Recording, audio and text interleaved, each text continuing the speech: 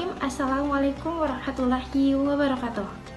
Perkenalkan, nama saya Nismayang dengan NIM 2023 0101010009. Di sini saya akan menafsirkan beberapa surah Al-Quran yang bertujuan untuk memenuhi tugas mata kuliah atau memenuhi tugas UTS atau MIT dari mata kuliah tafsir Tarbawi. Di sini saya akan menafsirkan yang pertama, yaitu surah Al-Alaq ayat 1 sampai 5 yang berbunyi, A'udzubillahi minasyaitonir rajim. Bismillahirrahmanirrahim. Iqra bismi rabbikal ladzi khalaq. Yang artinya, bacalah dengan menyebut nama Tuhanmu yang menciptakan. Pada huruf ba pada kata bismi berfungsi sebagai penyertaan sehingga menjadi petunjuk, yaitu bacalah dengan disertai nama Tuhanmu. Sementara orang-orang memahami bahwa kalimat bismi rabbika bukan dalam pengertian harfiah. Ini menunjukkan bahwa kalimat tersebut sudah menjadi suatu kebiasaan masyarakat Arab, yaitu sejak zaman jahiliyah, yang mengkaitkan kerjaan dengan nama sesuatu yang mereka agungkan.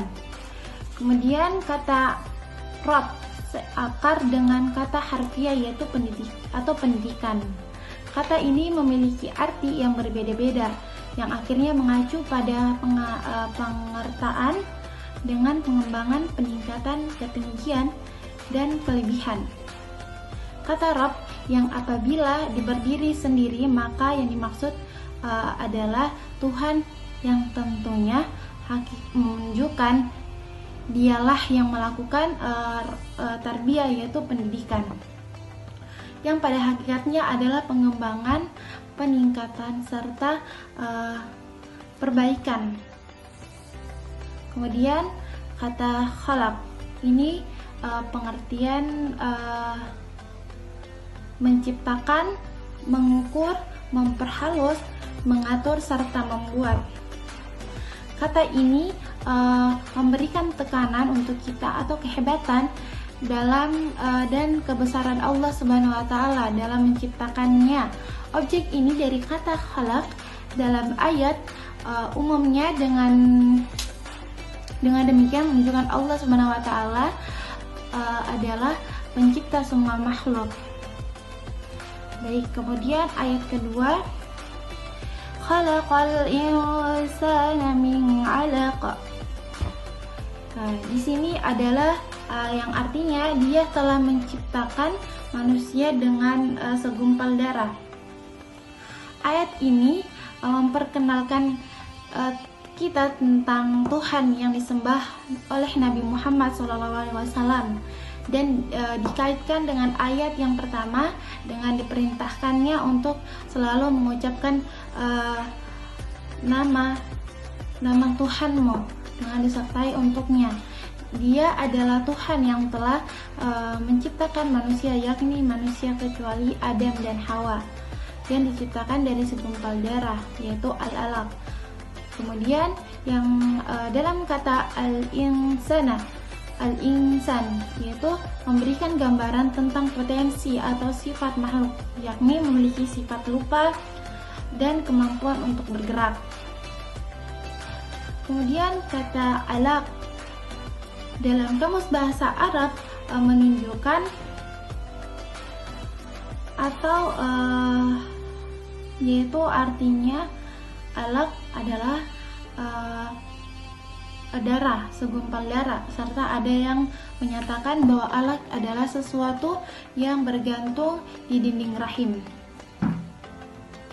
Dalam hal ini al-alaq juga diartikan sebagai sifat manusia sebagai makhluk sosial, yaitu manusia tidak dapat hidup sendiri tanpa adanya bantuan orang lain. Kemudian ayat ketiga, yaitu Iqra wa rabbukal akram, yaitu artinya bacalah dan Tuhanmu lah yang maha pemurah. Ayat ini menjelaskan tentang janji Allah Subhanahu wa taala dan atas manfaat yang diperoleh dari membaca.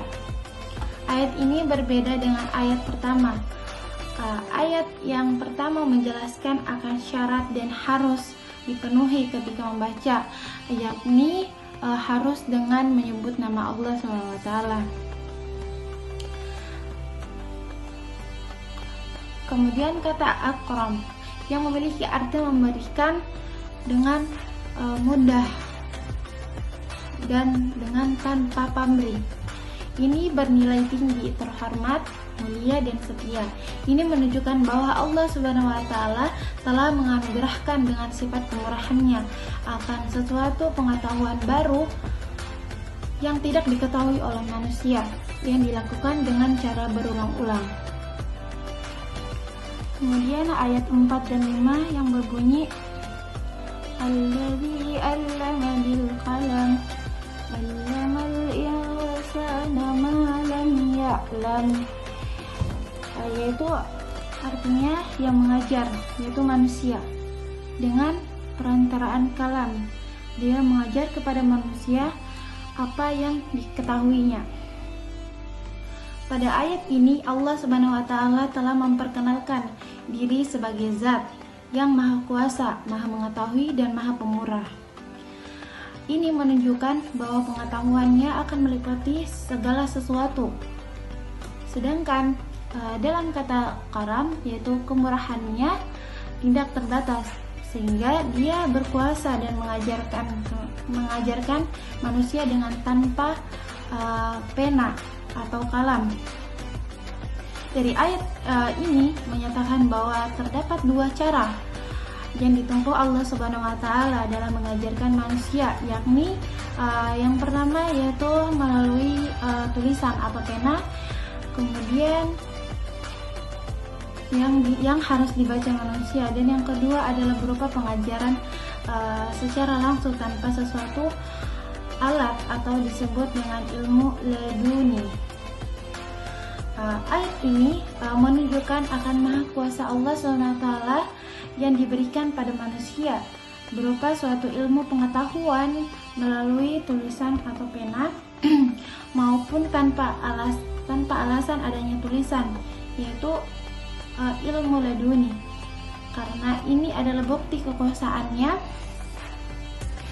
Allah Subhanahu wa taala sangat besar untuk yang diberikan kepada manusia. Jadi surah kedua yaitu surah Al-Imran ayat 138 dan ayat 139, yaitu yang berbunyi Bismillahirrahmanirrahim. Hadza bayanul linnasi wa hudaw wa mau'izatil lil muttaqin.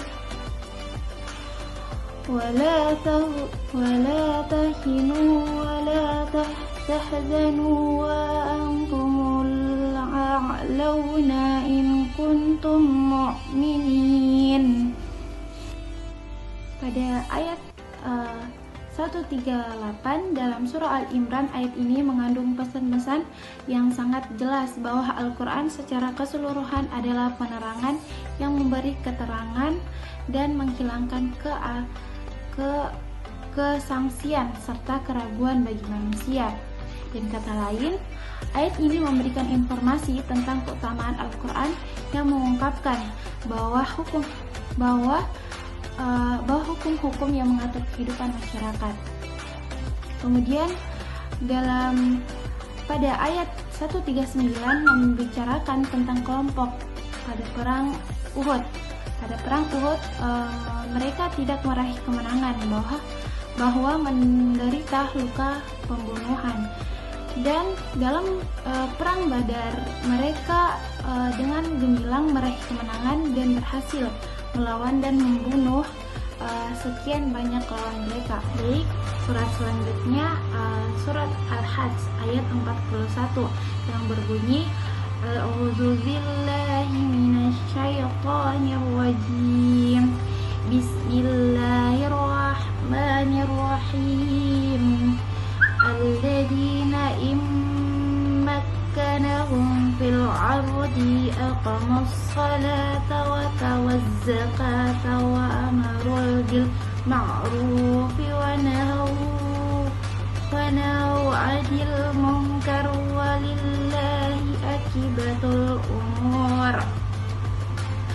Yang artinya orang-orang yang jika kami teguhkan kedudukan mereka di muka bumi ini, niscaya mereka akan mendirikan sembahyang, menunaikan zakat, dan menyuruh berbuat ma'ruf dan mencegah dari perbuatan yang mungkar dan kepada Allah Subhanahu wa taala untuk kembali ke segala urusan.